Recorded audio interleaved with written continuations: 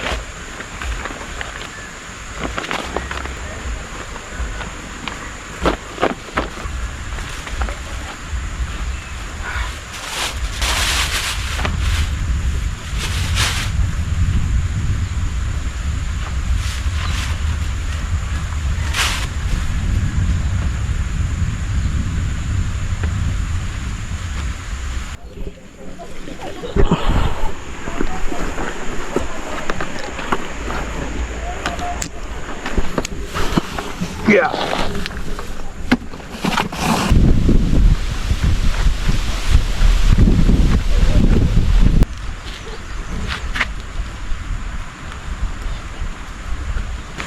Gamit nga pala nating tarp ngayon yung T-by-G tarp. So ito yung gagamitin natin para at least kung umulan, mapoprotektahan tayo kahit naka-tent.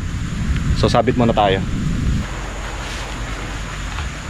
So sa mga kapanood sa akin, huwag niyo po kayong judge. Hirap po talaga ako sa kailangan ko talaga yung pagtatali. So nagsiseta pa rin tayo ng natin, tarp natin. Tapos si Clyde nandun sa kabila, gumagawa rin siya ng niya, base camp niya. Nandun siya, ayun siya. Nandun siya, gumagawa siya. So bilisan na natin para at least makapagluto pa tayo ng dinner. Kasi gagabihin na, oras na yung mag alas 5 na ata. So let's go. Mga ka-rides, nakapagtayo na tayo ng ano natin, ng tent natin. Kulang kasi sa space kaya hindi siya pantay, pero okay na yan kasi mukhang di rin naman uulan, just in case na lang. Tapos meron tayo dito inflatable mat or bed. Ito yung gagamitin natin para hindi masakit sa likod yung ano pag humiga tayo. Ayan. Pump lang natin siya.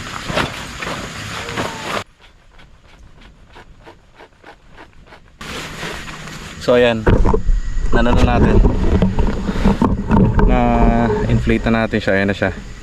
Actually hindi natin binili ang inflatable bed na to. Ito yung request natin dun sa ano, sa Christmas party. Exchange gift kasi namin is worth 700. So ito yung pin-order. Ito na lang yung wish list ko.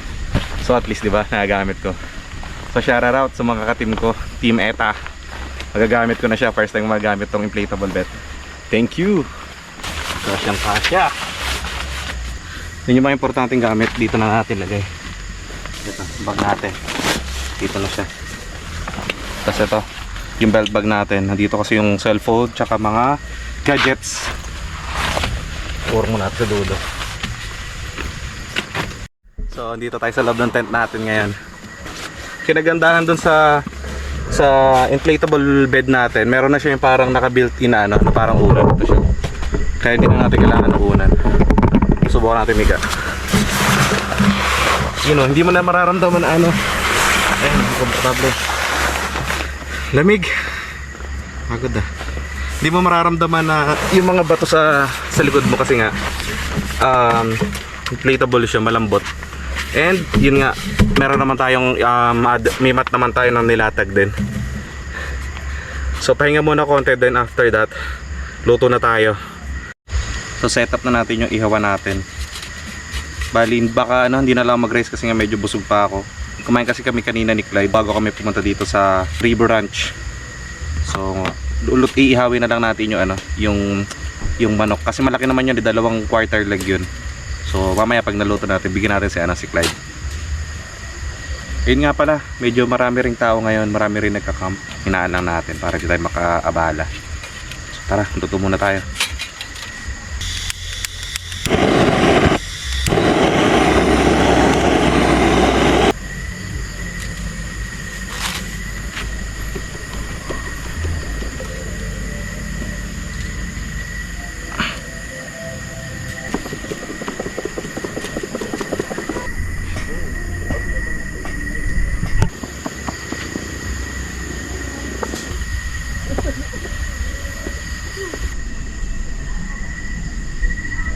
We wish you a Merry Christmas. We wish you a Merry Christmas and a Happy New Year. So yung mga ka-rides, meron din sila, pag pumunta kayo dito, meron din silang ano, binibigay ng mga panggatong. So ito, kuha tayo na ito konti. Tapos ito yung pantaga natin. Actually nabili ko lang to sa Shopee, parang 150 pesos lang ata. Pero soon maghanap tayo ng ano, yung pasadya, yung paggawa talaga na itak para at least matibay. Kasi ito mukhang hindi matibay kasi Shopee lang eh. Pero tignan natin.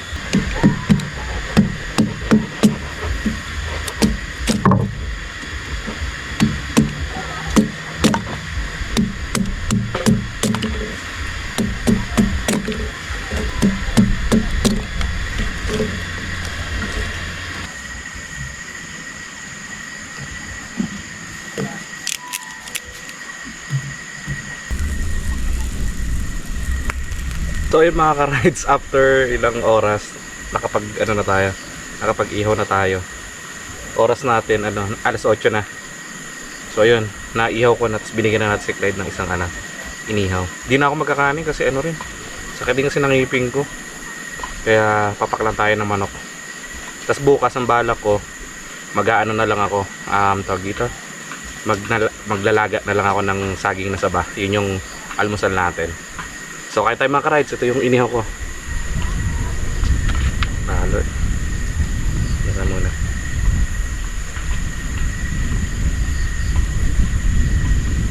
Kahit tayo mga ka-rides. First bite.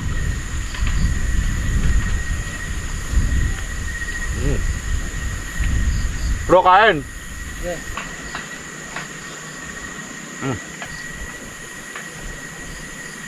Nga pala, shoutout nga pala dun sa ano, nakalimutan ko yung pangalan eh, pero may nag-comment dun sa last vlog natin sa Facebook.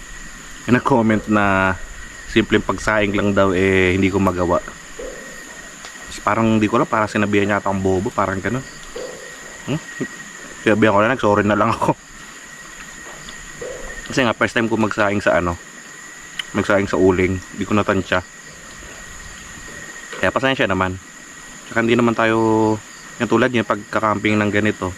Hindi naman ako sobrang expert, kaya nga sinisimulan ko para at least unti-unti ma-build yung ano natin, knowledge natin sa pagka-camping. Kasi hilig din naman natin talaga mag-adventure. Tapos siguro soon makakasama na tayo kay La Direct tsaka kay La Clyde pag sa mga ano na raw spot na tayo pupunta. Pero bala ko this 2025 mag-aano ako, lilibutin ko yung mga campsite dito sa Rizal or Quezon. Ayun yung magiging vlog natin, magka-camping tayo para pag na-build na yung confidence natin, pagsimula na tayo mag-raw spot. So ngayon kasi hindi ko pa kaya, parang takot pa ako mag-isa, yan. Buti nga nagkatugma yung schedule namin ni Clyde. Actually dapat solo camping lang ako ngayon, pero buti nag-chat si Clyde nung isang araw na magka-camping din daw siya dito sa Tanay. So yun, nag-decide kami na ano, magsama na lang para at least makapagkwentuhan. Pero ang kinagandaan dito, hiwalay yung spot ko sa spot niya, andun sa kabila, hindi yung magkasama. Para at least ibang kwento din yung mapapanood nyo. Meron kayong mapapanood sa aking kwento, meron din kayong mapapanood kay Clyde. Tulog na muna ako mga ka-rides. Bali, ililibot ko kayo dito bukas sa ano, sa River Ranch para at least makita nyo kung gaano siya kaganda. So good night mga ka-rides.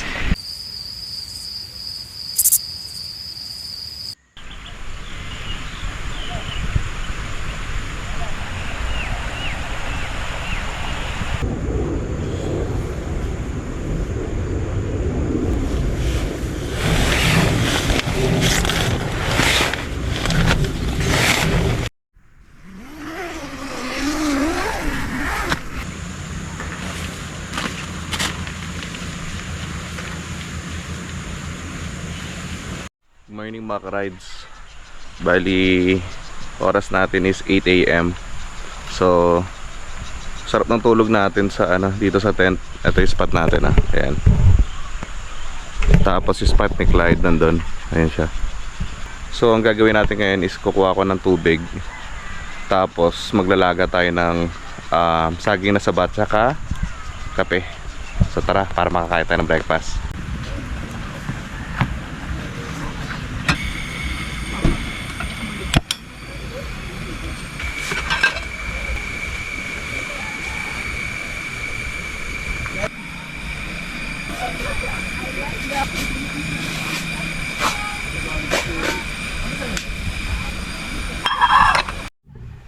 Kung mapapansin nyo, may bago tayong suot na jersey. Gawa siya ng custom drips. Bali, kaibigan natin yung may-ari niya, si Kuya James. So, wala naman kaming kontrata ni custom drips, pero susuportahan natin siya kasi kaibigan natin siya. So, hindi naman kailangan ng kontrata para sumuporta ka sa isang tao. So, shoutout Kuya James. So, custom drips.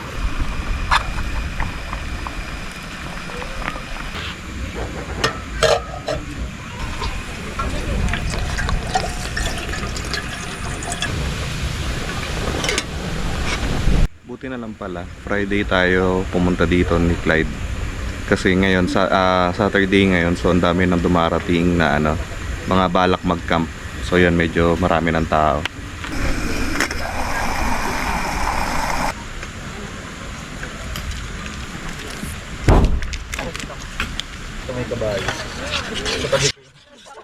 So ang breakfast natin ngayon ay ito, nilagang saging. Tsaka yung kape natin dito natin nilagay, wala, naiuko kasi ano, kapihan ko. Tapos lumipat tayo na spot, medyo maingay kasi sa kabila. So dito tayo sa tabi lang na tent natin. So kaya tayo maka-rides. So ayun, parang gusto kong magsabit na lang ako dito ng hammock. Tapos ligpitin ko na yung tent kasi nga medyo mahirap ligpitin yung tent. So para mamaya at least nakahamok na lang tayo.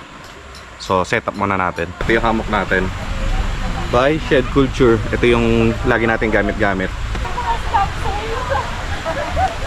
Ito yung strap nya. Sabit muna natin.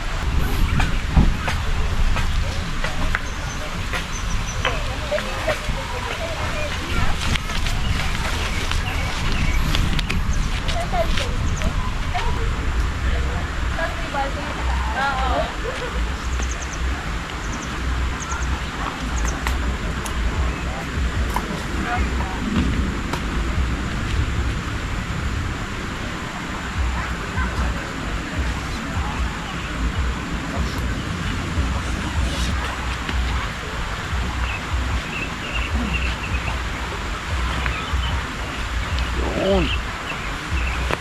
Pwede.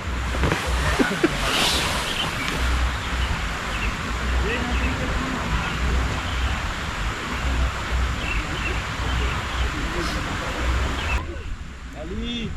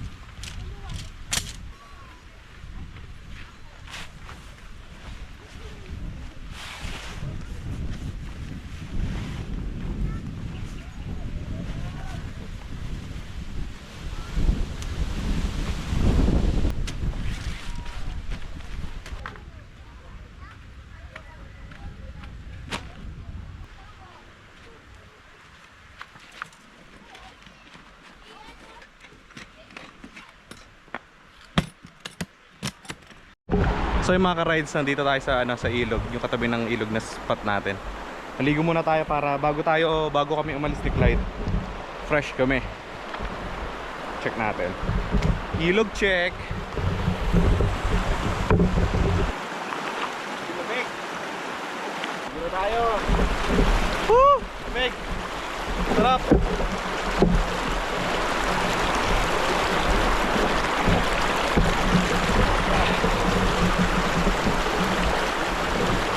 Sarap, lamig. Gusto ko nga pala magpasalamat sa mga nanood at nag-comment dun sa last vlog natin dun sa Quezon. So ano natin yan, pupush natin yan this 2025 camping content ang gagawin natin. Thank you din po pala sa mga pumunta dun sa year-end tambike ng Freedcon sa may Capicena dito sa Antipolo. At salamat Freedcon Philippines dahil na-recognize yung grupo namin, yung Hype Boys. Freedcon is lagi natin yung gamit. Ayun yung gamit nating intercom. Naasahan nyo pa na bawat rides natin, Freedcon syempre ang gamit natin.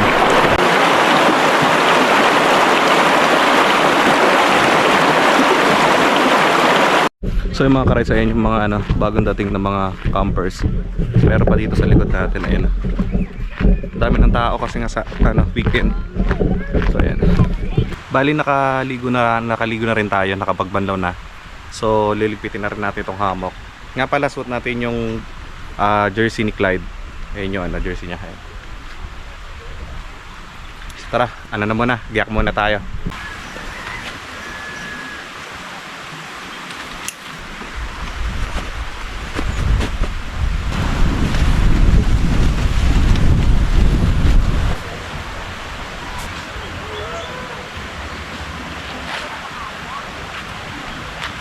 Tayo, lalagay mo na siya dito. Yun lang, ganoon lang kabilis mag-setup ng hammock. Kaya minsan mas okay pa mag-hammock kaysa mag-tent. So tsaka ganyan lang siya kaliit oh.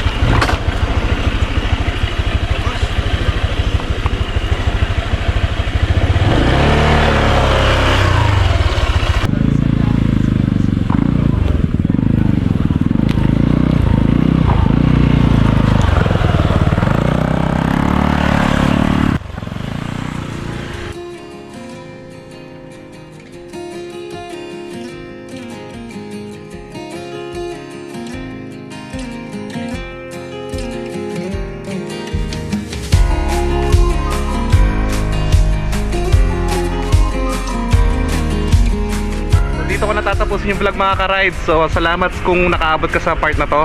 So ayan, kasama natin si Clyde, uwi na tayo. Bro, maraming salamat. Thank you. So kita-kita susunod na rides. Rarara, let's go.